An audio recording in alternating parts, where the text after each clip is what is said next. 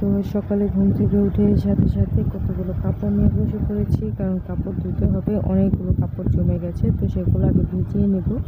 তারপর টুকটাক নাস্তা টাস্তা যদি কিছু খাওয়াতে হয় দেখি আজকে ওদেরকে কী খাইয়ে পাঠাই, কারণ আলিফকে প্রতিদিন এক নাস্তা দেই না, মাঝে মাঝে একটু ঘুরিয়ে ঘুরিয়ে নাস্তা দেওয়ার চেষ্টা করি। সবাই কেমন আছে? আলহামদুলিল্লাহ ভালো আছে। আশা করছি তোমরা সবাই ভালো আছে, সুস্থ আছে। চলে সকাল সকাল স্কুলে যাচ্ছি। অনেকক্ষণ আগেই ব্লগটা শুরু করেছি কিন্তু কথা বলতে পারিনি। তো চলো স্কুলে যাই। এই তো আরাফ স্কুলে যাচ্ছি, চলো। তো আসার সময় আবার আজকে রুটি বানাবো না, খারাপ লাগতেছে, এমনি শরীরটা আজকে ভালো লাগতেছে না। রুটি আর কলা নিয়ে আসছি, রুটি আর কলা খাবো। আর ওরা সকালে যাওয়ার সময় ওদেরকে দুধ বিস্কিট খাওয়াই দিয়েছিলাম। এই হচ্ছে গিয়ে নাস্তা। যাচ্ছি কাপড় মেলবো।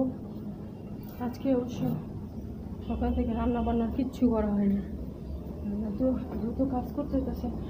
আজকে সকাল ঘুম থেকে উঠছিল, দেরি করে হচ্ছে। যেখানে আমি ঘুম থেকে উঠি 7:30 সাড়ে সাতটা, সেখানে আজকে 8টা বাজে ঘুম থেকে উঠছি। চলো কাপড় মেলে দিয়ে নিই।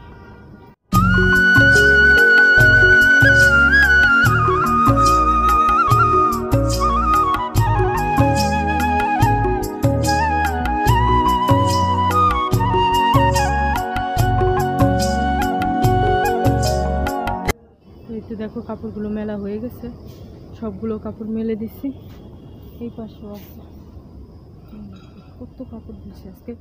ছাদ থেকে কাপড় মেলে আসার পরই আমি রান্না বসাই দিয়েছিলাম। অবশ্য রান্না যাওয়ার আগে রান্নাটা বসাই দিয়েছিলাম, কারণ ডালটা বসাই দিয়ে গেছিলাম। আর আজকে ডাল দিয়ে পুঁই শাক দিয়ে রান্না করবো। তো ডালটা আমার হয়ে গেছে, তো এখন এখানে আমি ফোড়ন দেবো। তো পেঁয়াজ রসুন আর কাঁচামরিচ হচ্ছে গিয়ে কালো জিরা দিয়ে ফোড়ন দেবো। তো এটা দিয়ে ফোড়ন দিলে অনেক ভালো লাগে খেতে, অনেক স্বাদ লাগে ডালটা।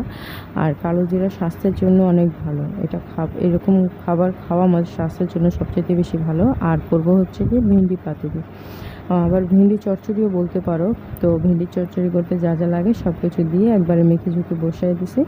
তো আমি এই কড়াইটাতেই রাখবো, কারণ এটা যত পোড়া পোড়া করা হবে, মানে তরকারিটা যত পোড়া পোড়া করা হবে ততই খেতে মজা হবে। তো আজকে হালকা পাতলা রান্না করলাম। তো রান্না বান্না শেষ করেছি, এখন আমি চলে যাবো আলিফকে আনতে। আর ভাতও বসাই দিয়েছিলাম, যাওয়ার আগে আমি ভাত রান্না করে যাব। তো এখন আসার সময় কিছু সবজি তারপর কিছু জিনিস কিনে নিয়ে আসলাম। তো বাসা থেকে বের হলেই খরচা করা শুরু হয়ে যায়, খরচা না হলে হয় না। তো যাই হোক, খরচা তো হবেই, যেহেতু সংসার আছে, ঘরে বাচ্চা কাচ্চা আছে, খরচা না করলে তার হবে না। আর যেহেতু আলিফ আজকে স্কুলে গেছে, নাস্তা সকালে রুটি খাওয়াতে পারিনি, তো আজকে জোর করে ওকে রুটি খাওয়ালাম, তরকারি দিয়ে রুটি দিলাম। তো আমি ভাত খেয়ে উঠলাম, যেহেতু আমার ক্ষুধা পেয়ে গেছে, আমি নামাজ পড়ে ভাত খেয়ে ফেলছি। ওরা ভাত খাবে না এখন, ওরা পরে খাবে।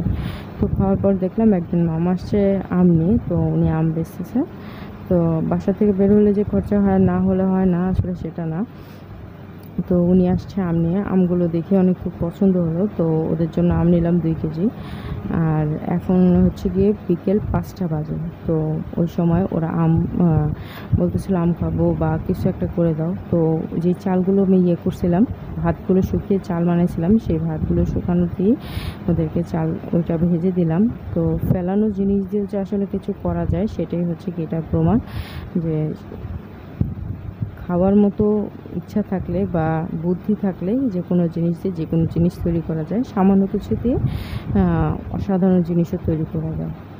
তো দুপুরে যেহেতু আম নিয়েছিলাম, সেই আম মার্কেটে খাওয়া হয়নি, তো আলিফ খেয়েছিল কিন্তু আমি আর খাইনি। তো এখন এখান থেকে কিছু আম নেব, আম নিয়ে কেটে তারপর আম খাবো। তো আজকে বিকেলে যেহেতু ঘুমাতে পারিনি, মাথাটা খুব যন্ত্রণা করতেছে, খুব খারাপ লাগতেছে। তো যাই হোক, তবুও সংসারের কাজগুলো তো করতেই হবে। তো চলো আমগুলো কেটে নিই, বাচ্চারাও খেতে চাচ্ছে, তো আমগুলো দেখে আমারও খুব খেতে মন চাচ্ছে। তো আজকের ব্লগ ভিডিওটা সবার কেমন লাগবে সবাই কমেন্ট করে জানিও। আম কেটে ফেলেছি, তো চলো আম কেটে নিই। আর সবাই ভালো থেকো, সুস্থ থেকো, আল্লাহ হাফেজ।